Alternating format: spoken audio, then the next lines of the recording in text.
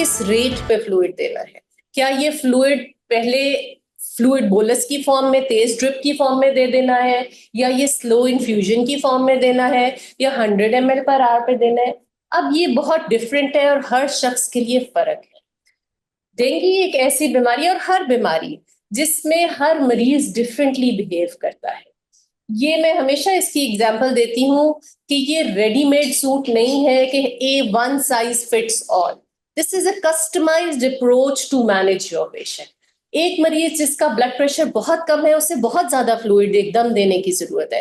एक जिसका border line blood pressure है उसको आप थोड़ा दे के इंक्रीमेंट कर सकते हैं रिस्पॉन्स देखते हुए। एक पेशेंट जो बिल्कुल पल्सलेस बीपीलेस है उसको तो आप रश करेंगे fluid. So it is a dynamic approach to fluid therapy and it depends कि grade of shock कितना है, और फिर इस पे भी डिपेंड करता है कि पेशेंट कैसा रिस्पॉन्ड कर रहा है आपके फ्लूइड को। एक पेशेंट अगर फ्लूइड को अच्छा रिस्पॉन्ड कर रहा है तो इसका मतलब है कि ये फ्लूइड उस पर कारगर है, काम कर रहा है, परफ्यूजन को बेहतर कर रहा है। लेकिन उसके मुकाबले में एक शख्स आपने उसको 1.5-2 लीटर फ्लूइड दिया और वो टस से मस नहीं हुआ उसका ब्लड प्रेशर, इसका मतलब है कि शायद आपकी चॉइस ऑफ फ्लूइड ही ठीक नहीं है या फ्लूइड की मिकदार बहुत कम है। सो ये आपने जज करना है as an ongoing process during the management of the patient. तीसरा, ये भी डिपेंडेंट है कि आप कौन सा फ्लूइड दे रहे हैं। अब there are multiple types of fluid that you can give.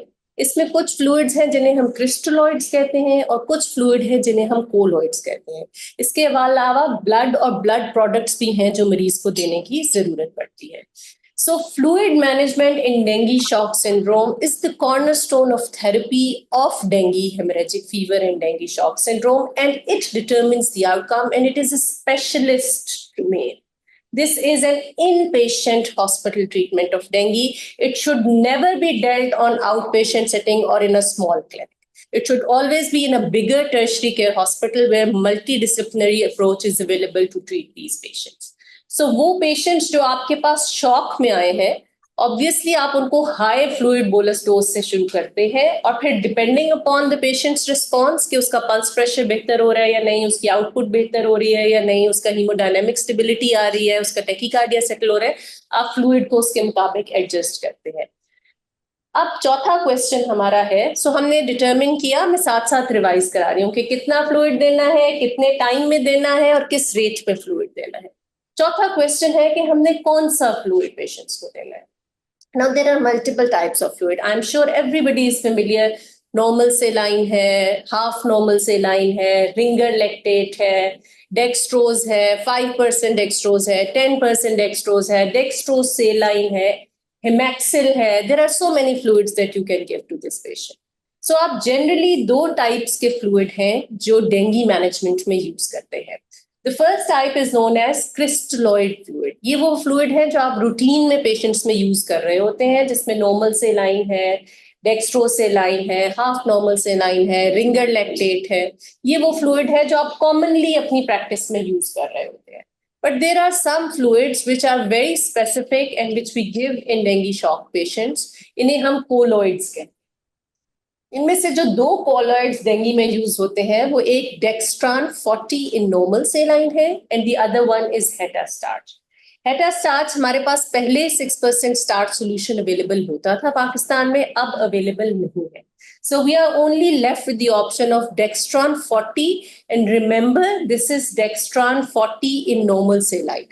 Dextran 70 भी आता है, ये नॉर्मल सेलाइन की बजाय डेक्स्ट्रोज वाटर में भी आता है, तो याद रखिए this is Dextran 40 in normal सेलाइन। अब ये फ्लूइड क्या होते हैं? क्रिस्टलॉइड फ्लूइड वो होते हैं जो कि हमारी बॉडी फ्लूइड से मैच करते हैं और वो आइसोटोनिक फ्लूइड्स होते हैं जिसकी वजह से नॉर्मल सेलाइन। लेकिन जो कोलोइड सॉल्यूशंस होते हैं ये हाइपर ऑन्कोटिक होते हैं, ये फ्लूइड को सक इन कर सकते हैं, होल्ड करके रख सकते हैं, इनकी पावर ऐसी होती है। सो ये फ्लूइड लीकेज को प्रिवेंट करते हैं, लेकिन इनको बोलस की फॉर्म में देने की जरूरत होती है शॉक के पेशेंट्स में, 24 आवर्स में 3 से ज्यादा बोलस नहीं दे सकते। इनके साथ देखने की जरूरत होती है पेशेंट का यूरिया क्रेटिनिन कैसा है, हाई मॉलिक्यूलर वेट होते हैं तो इनको डायरेक्ट नहीं देना, पहले हमेशा क्रिस्टलोइड देना है ताकि आप माइक्रो सर्कुलेशन को ओपन अप करें और ये जो बड़े मॉलिक्यूल्स हैं ये स्टक ना हो कैपिलरीज में, उसके बाद आप कोलॉइड सॉल्यूशन इन्फ्यूज करते हैं। सो ये एक बड़ी स्पेशलिस्ट ट्रेनिंग है जिसके साथ हम फ्लूइड मैनेजमेंट पढ़ाते हैं, जो कि आई थिंक इन पर्सन और हम अपने जो HDU या ICU के स्टाफ को ट्रेन करने के लिए इन हॉस्पिटल कराते हैं वो मैं कराऊंगी। सो मैं उसकी डिटेल्स आपको नहीं पढ़ा रही हूँ क्योंकि ऑनलाइन पढ़ाना मुश्किल है। अब एक और चीज जो आपने दिमाग में जरूर रखनी है पेशेंट्स को मैनेज करते हुए, वो पेशेंट्स हैं जो आपकी फ्लूइड थेरेपी को रिस्पॉन्ड नहीं कर रहे।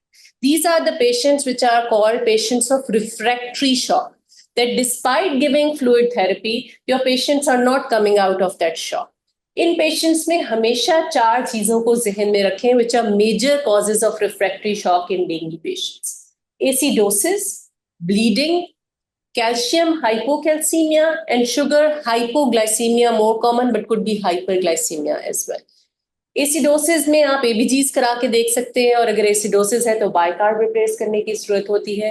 Bleeding which is very commonly associated in dengue infection, और मैं हमेशा बताती हूँ अपनी ट्रेनिंग्स में कि खून का बदला खून होता है, खून का बदला प्लेटलेट नहीं होता। So do not transfuse platelets for bleeding patients. Your first choice is always blood. If your fluid quota, अगर आपने बहुत ज्यादा फ्लूइड दे दिया है तो फिर आप पैक्ड सेल वॉल्यूम भी दे सकते हैं। वो पेशेंट्स जो रीनल कॉम्प्रोमाइज हैं, कार्डिक कॉम्प्रोमाइज हैं, जिनमें ओवरलोड होने के चांसेस हैं, उनमें पैक्ड सेल वॉल्यूम दे दीजिए। कैल्शियम को रिप्लेस करेंगे कैल्शियम ग्लूकोनेट से, और अगर पेशेंट हाइपोग्लाइसीमिया है तो उसका पुअर आउटकम होता है, उसको जरूर चेक करें और आप उसको 25% ग्लूकोज दीजिए अगर वो हाइपोग्लाइसेमिक है।